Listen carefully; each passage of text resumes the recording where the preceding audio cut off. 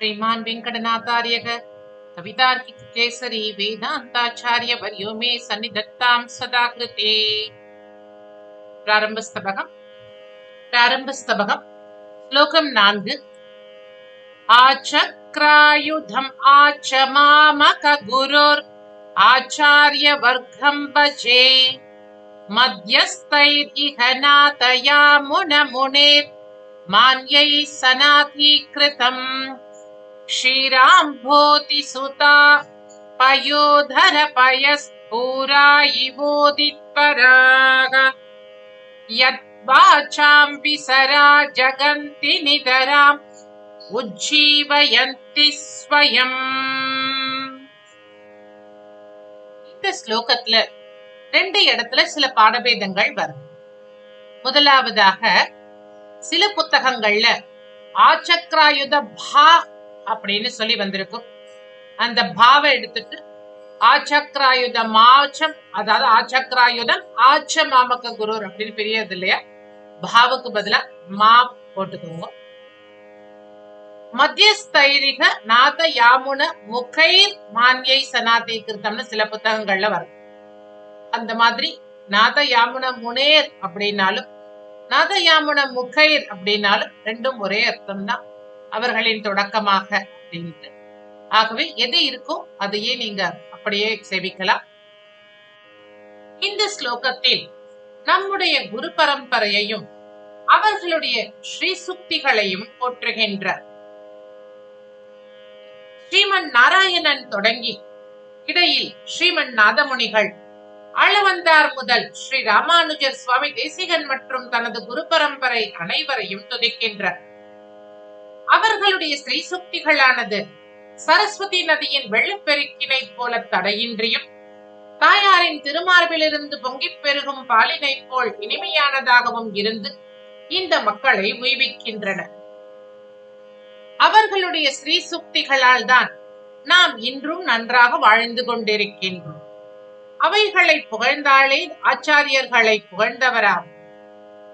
என்னுயிர் தந்தளித்தவரை சரணம் புக் யாமடைவேர் அவர் பொருட்கள் நிறைவணங்கி பின்னருளால் பெரும்பூதோர் வந்தவள்ளல் பெரிய நம்பி ஆளவந்தார் மணக்கால் நம்பி நன்னெறியை அவர் குறைத்த உய்யக் கொண்டார் நாதமுனி சடகோபன் சேனைநாதன் இந்நமுத திருமகள் என்று இவரை முன்னிட்டு எம்பெருமான் திருவடிகளை அடைகின்றேனே அப்படின்னு சொல்லி நம்முடைய ஆச்சாரியர்களின் பரம்பரையை சுட்டி காட்டுகின்ற ஸ்லோகம் இது.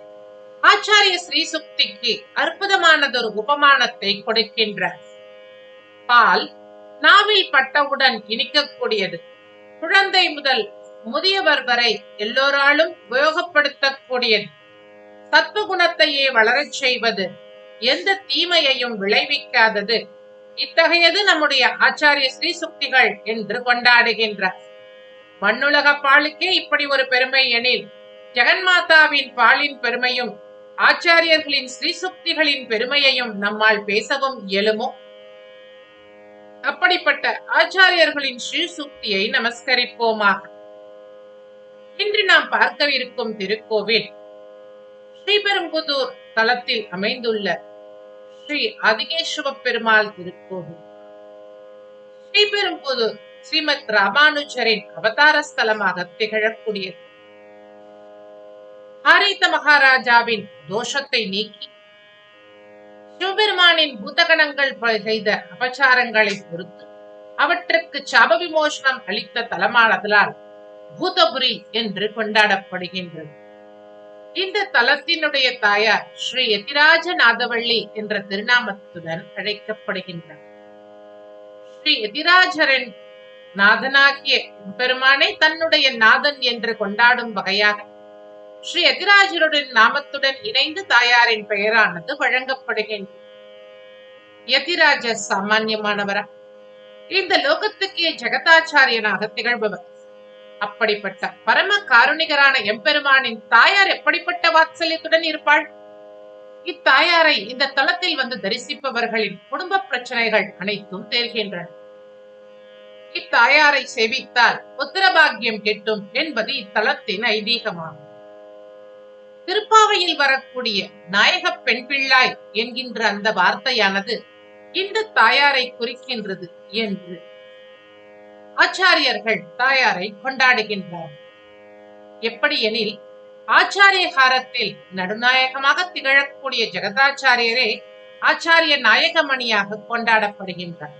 அப்படிப்பட்ட ஜெகதாச்சாரியரின் தாயாரான இந்த யதிராஜநாதவள்ளி தாயார்தான் எத்தனையோ திவ்ய தேசங்களும் அக்மான ஸ்தலங்களும் புராண ஸ்தலங்களின் தாயார்களாக இருந்தாலும் அவர்கள் அனைவருக்கும் நாயக பெண் பிள்ளையாக திகழக்கூடிய சௌபாகியம் நிறைந்தவள் அப்படி என்பதால் யதிராஜநாதவள்ளி தாயாராக போற்றப்படுகின்றார். வாருங்கள், யதிராஜநாதவள்ளியை தரிசித்து நாமும் அவளுடைய கருணைக்கு இலக்காவோம். கவிதார்க்கிக சிம்ஹாய கல்யாண குணசாலினே ஸ்ரீமதே வெங்கடேஷாய வேதாந்த குரவே நமஹ. ஸ்ரீமதே நிகமாந்த மகாதேசிகாய நமஹ.